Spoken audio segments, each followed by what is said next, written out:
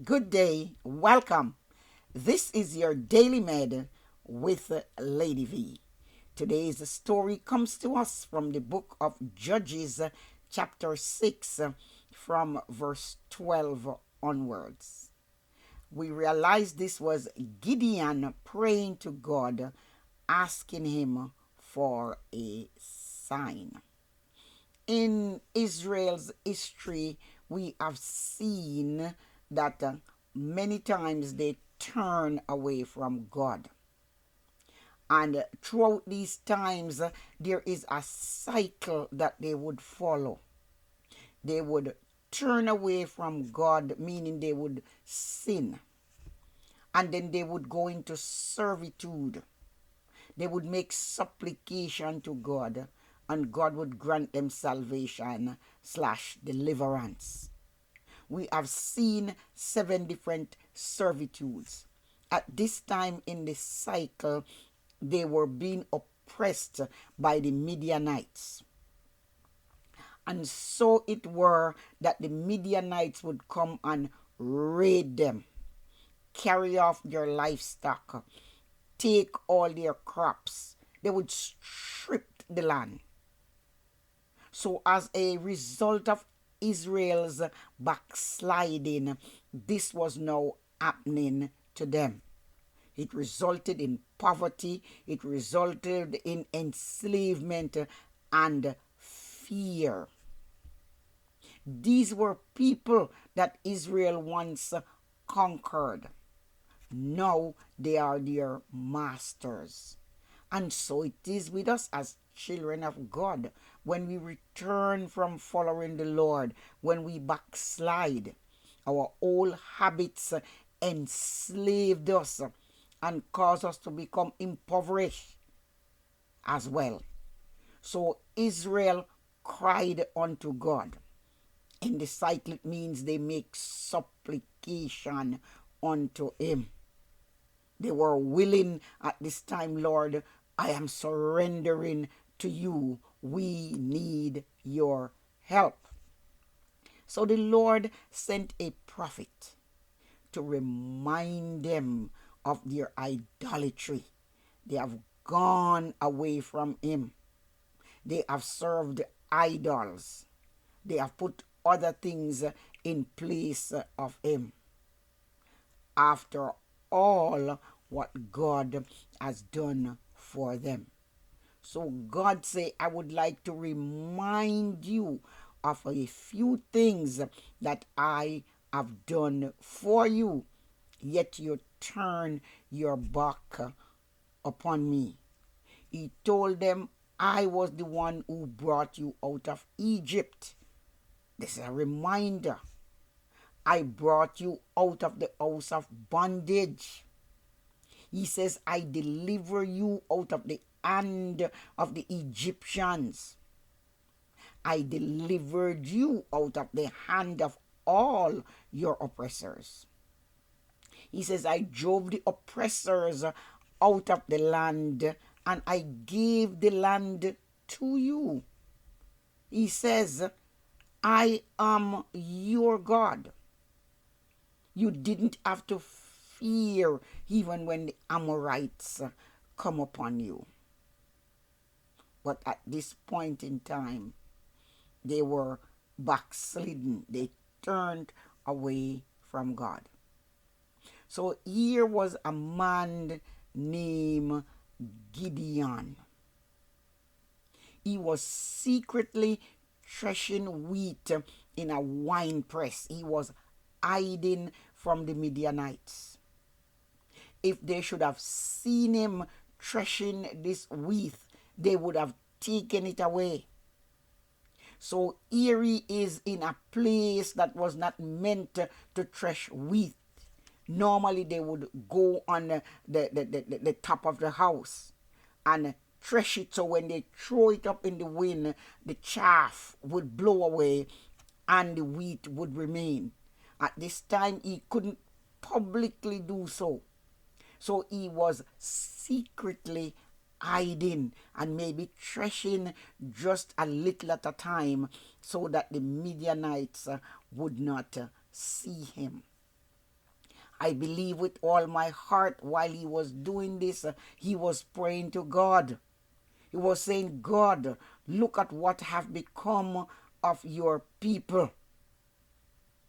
We have to hide just to get a little wheat so that we can eat. The Lord appeared to him in Judges chapter 6, verse 12 through 16. It says here, and the angel of the Lord appeared unto him and said unto him, the Lord is with you, you mighty man of valor. And Gideon said unto him, O my Lord, if the Lord be with us, why then is all this befallen us? And where be all his miracles, which our fathers told us of, saying, did not the Lord bring us up from Egypt? But now the Lord has forsaken us and delivered us into the hand of the Midianites. And the Lord looked upon him and said, go in this your might, and you shall save Israel from the hand of the Midianites. Have not I sent you? And he said unto him, O my Lord, wherewith shall I save Israel? Behold, my family is poor in Manasseh, and I am the least in my father's house. And the Lord said unto him, surely I will be with you, and you shall smite the Midianites as one man. So Gideon was given the task to now go out and smite the Midianites. We see that Gideon was a humble man before God. The angel appeared unto him and he addressed him. He says, mighty man of valor. He saw himself as maybe little and weak. He even described how his household and which family he came from. But God knew his destiny. He knew his purpose. He knew the plan that he had for Gideon. So Gideon wasn't feeling what the angel of God was saying at this time. But God was calling on him to fulfill his destiny.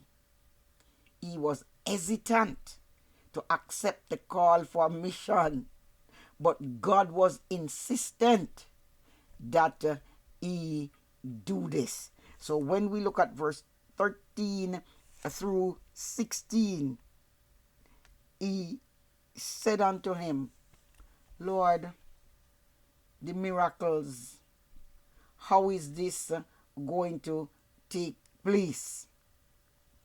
But in verse 17, he said unto him, if now I have found grace in your sight, then show me a sign that you are the one who is talking to me. So Gideon wasn't unwilling, but he wanted confirmation to make sure this was not his mind, but this was the Lord's doing. So his prayer was, Lord, give me a sign. God gave Gideon signs of the miraculous conception of the food if we continue to read verse 21. In verse 37 through 38, he gave him a sign of dew on the fleece only. In verse 39 through 40, he gave him a sign of dew on the floor, but not on the fleece. He also gave him a dream of barley cake falling in the midst of Midian in chapter 7, verse 9 through 15. So we often pray or we sing, Lord, use me and don't refuse me, for surely there's a work that I can do. And even though it is humble, Lord, help my will to crumble. And though the task be great, I will work for you. There is a work that must be done. There is a work that I can do and you can do. So I believe Gideon knew that the time had come when he had to really go out and work for God, because God wanted him to deliver his people. This was something that was bigger than Gideon. He knew he couldn't manage it by himself. Therefore, he wanted certainly to depend upon God, but he also wanted confirmation for the mission. This was a desperate time for the people of Israel. And so Gideon knew that he could not do this in his own strength. So he desperately called upon God. God, you give me a sign. Yes, I have heard you. I got the message. You're the one that is sending me, but I need confirmation. We too pray for confirmation. And so today, my question is, what is God calling you to do? What is your challenge for ministry in these changing times? Where is God sending you? Surely you realize that the task is bigger than you. And that's when we know that we know it has to be God, because we cannot take care of it ourselves. If, like Gideon, we still need confirmation, God will give us confirmation. When we are desperate enough to do the will of God and ask Him for confirmation, He will give it to us. Israel was desperate for the deliverance from the Midianites. Gideon was desperate to see the change that God would make in his people. God called him and gave him a task, and he also gave him confirmation, because the task was great. Therefore, he desperately depended upon God. Today, the task that you and I might be given might be just as great or even greater. But in our desperate plea, we, like Gideon, can go to God and say, God, send me confirmation, because I must know that I know that I know that you are the one who is sending me. So nothing is wrong in asking for confirmation. We see God confirmed his word to Gideon.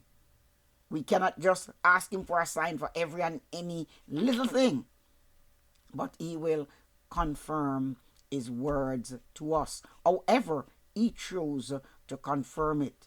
As long as we pray and ask him sincerely, he will do it. So God bless you today. Thank you again for watching as we go out to fulfill our calling, our purpose, our destiny. And may God bless the USA.